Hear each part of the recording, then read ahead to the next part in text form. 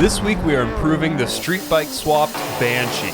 Better suspension, cooling, headlights, aesthetics, and much more before we take it out in the mountains and do a proper rip.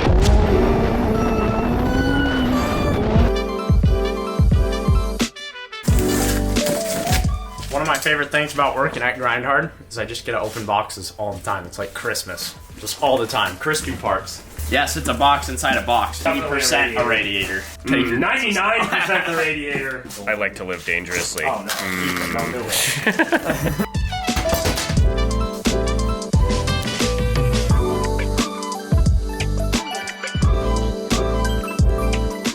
Headlights have come in. I just took a mild peek, but they're so awesome. So when I said Banshee-inspired headlights, this is what I meant. They're so much cooler than Banshee headlights. I thought they were going to be swindlers. Yeah. They're not Banshee headlights, but they're round, and they'll go in the place of Banshee headlights. I want to just strap them to me. Iron Man. Iron Man.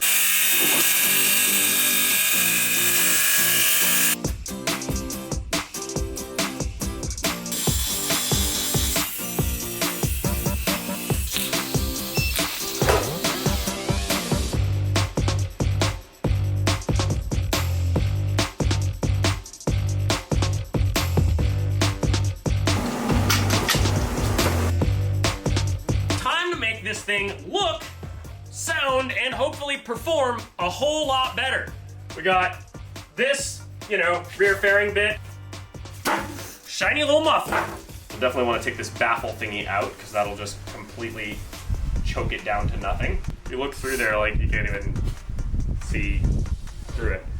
But if we take that out, then it's still a glass pack. It's got fiberglass in there. We got that muffler, which does in fact muffle things rather well. And then I got some just good old J-bends for cutting up and, making it go the way we want it to. I used set of headers because you'll see when I take them off, the bottom of those ones is completely hammered flat.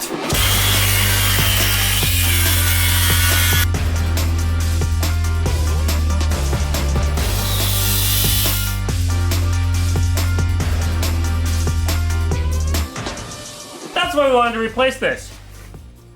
It's rather smushed.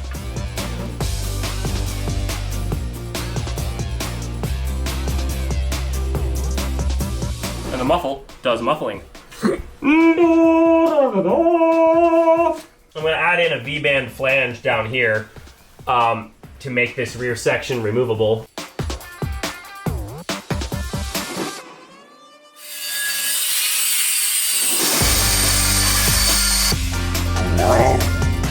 Pretty close.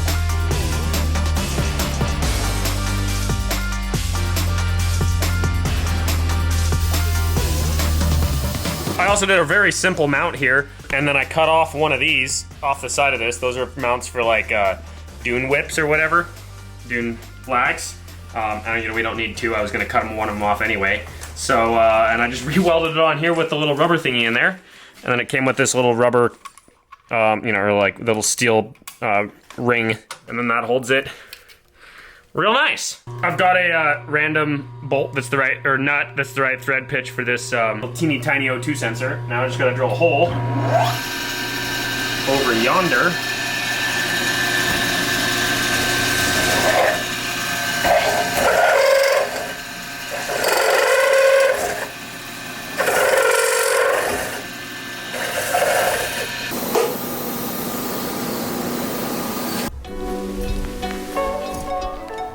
Have you ever been mindlessly driving to work when suddenly the worst happens? Dang it, power's dead!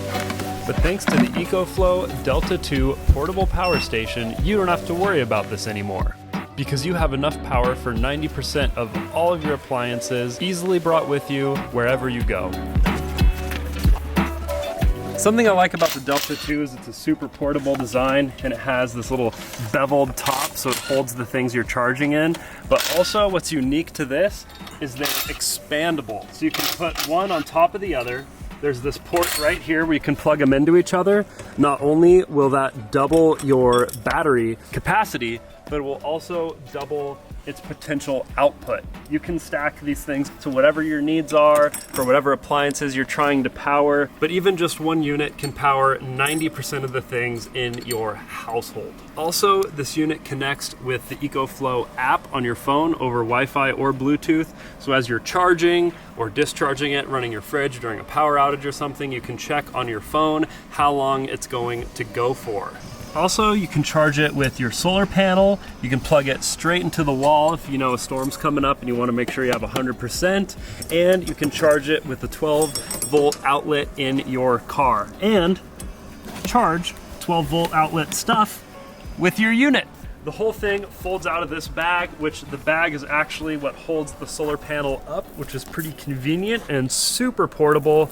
So check out our link in the description to see which EcoFlow green energy solution works for you. Yeah, it's even got enough energy to charge up my whip for my ride home. Premium.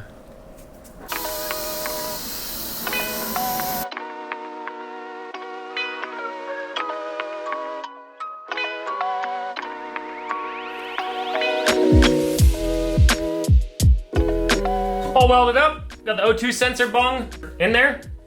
Welds are not bad. Coloration turned out pretty good. Didn't overheat the crap out of them all. None of the beads are like amazing, but you know, not bad for a quick and easy exhaust upgrade. Look at that, and look at this. Running lights, always on with the ignition, and high beams. That took way longer than I wanted it to.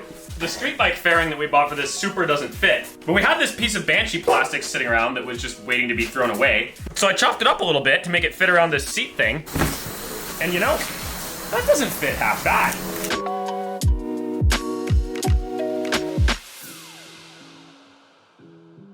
Call this the Jankalicious spring compressor situation. Try to get this spring off of this shock so that I can put it on the Banshee shock, because the Banshee one's not stiff enough. Also, don't do this with a strap you care about, because you'll never get the knots undone.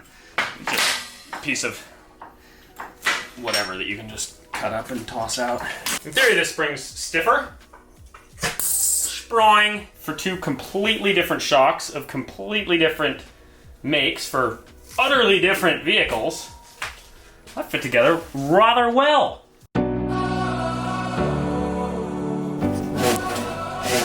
Oh yeah, that's much better.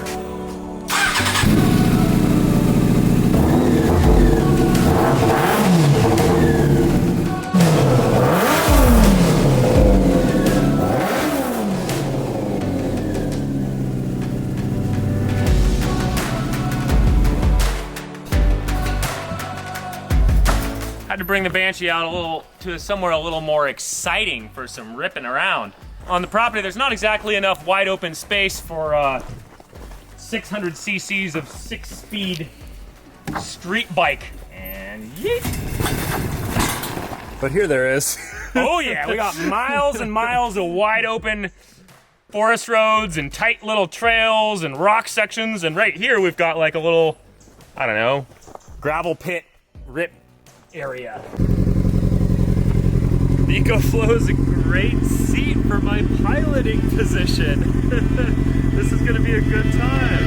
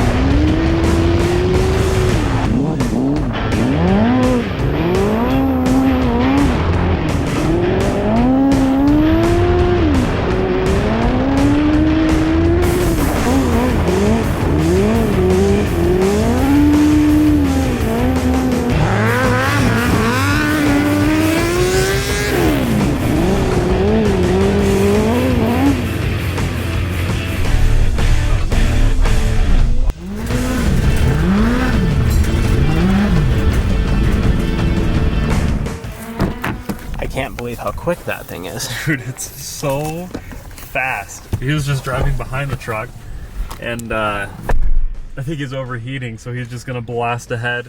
He's going up to the next location. The drone battery's charging in the back. We'll have a fresh drone by the time we get there. What more could you ask for?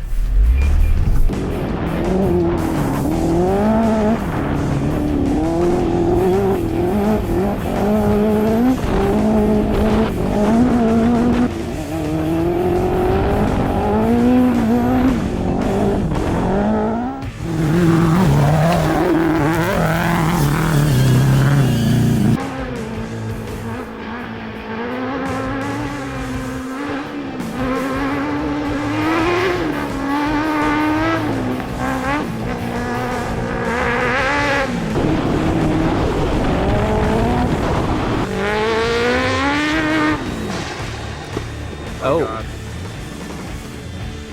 Something just happened. It didn't fall. I think the chain fell off. Dang, you could hear that pretty darn good. He's doing the chain broke emoji with his hands. Now he's holding up the chain in front of the drone. Uh-oh. Is the chain actually broke, or is it like a fixable? Can you tell? It's in 2 pieces. I think we're done. Oh. Unless he brought chain links. Oh no, we almost certainly didn't do that. Shoot. But now I'm flying the drone right in front of him, and he's holding up a chain in 2 pieces right in front of me. Just broke straight in half. Wow. Oh yeah, it's broken. We're done. It's broken. Oh shoot. I liked the sound of, you said it looked like he was gonna fix it. Yeah, at first it looked like that, but uh-oh.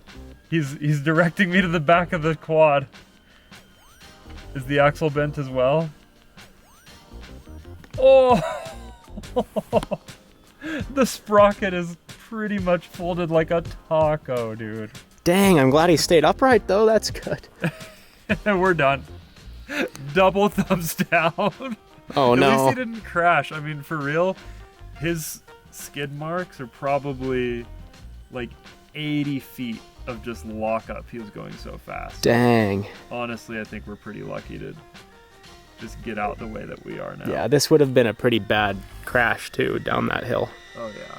He was flying. He's probably going like 50.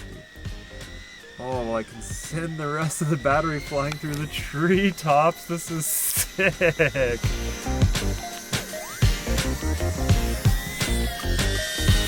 Wow, what a beautiful place. This is a good day to come out. Yeah, this is the same place we did the Power Motor Land today. That was fun.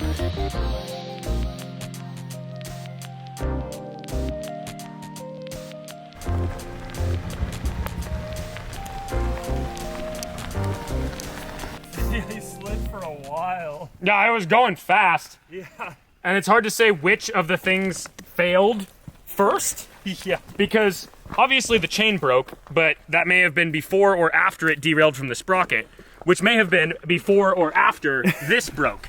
Like, it's possible that this plastic guide just broke, and then the chain flopped a little and derailed. But either way, look at this. It bent the sprocket and the sprocket holder, like, severely. Oh, whoa. That's from when it locked up. Obviously, it wouldn't have just done that from falling off, but yeah. And the chain is, you know, obviously the chain broke, but yeah. Fully wrecked. Yep. Well, at least we got a bunch of really good footage first. Yeah, really good. Yeah. But I mean, that's like a really basic failure that would happen on any extended swing arm quad. It's not even like a, I mean, extra power makes it fail quicker, but yeah, it is what it is. It's not like a, oh no, the engine blew up. For a quad like this is wear and tear. Yeah. I am sad that I didn't get to make the tires bald first. That was the plan. That was the plan. I was really working on doing enough burnouts and drifts to kill these tires today, but they're not that great of tires. But well, we're pretty close to the top. I mean, we're relatively close to the top. We could just load it up and get some. You could get some follow drone shots of it in the back of the truck, just for you know, and then we can go have a snack up there. Yeah, and enjoy the view. Gravity is sometimes my friend. Grindhard record labels coming right up. Yeah. Oh, nice. Well, I'm still gonna head to the top, get the view, fly the drone about, have a snack. It'll be nice.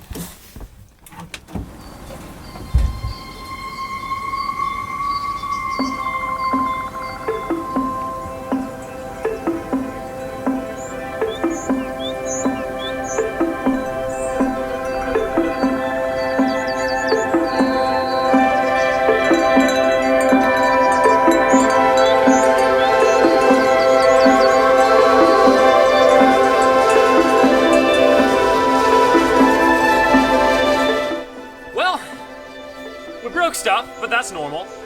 And it's been an excellent day. This thing runs fantastic, and now it sounds amazing, but doesn't rupture your eardrums. So that's massive upgrade, because now it sounds beautiful, but it's just quiet enough to not be painful.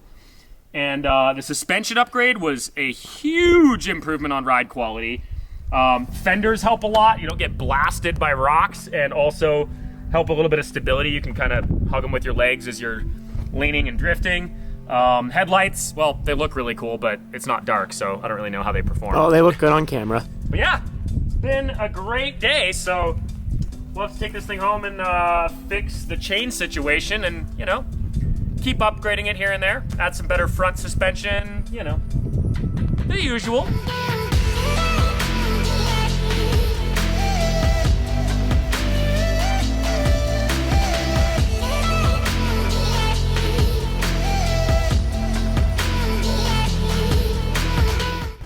I didn't get to ride the Banshee today, so I'm a little bit desperate, but I can still hear her purr.